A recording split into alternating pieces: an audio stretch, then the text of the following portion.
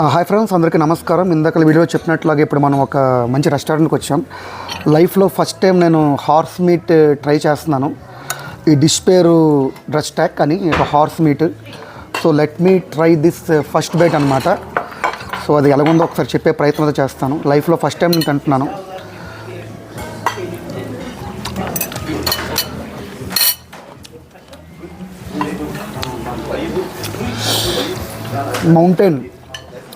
Mountain goat ఉంటుంది కదా, మన తెలుగులో చెప్పాలంటే కొండగొర్రి, దానిలాగా ఉంది.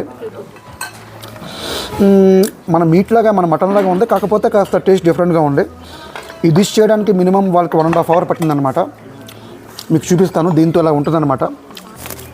ఒక బన్ ఇస్తాడు, మీట్, పొటాటో, వెజెస్, మొత్తం అందులో ఆనియన్స్ తీసిస్తాడు.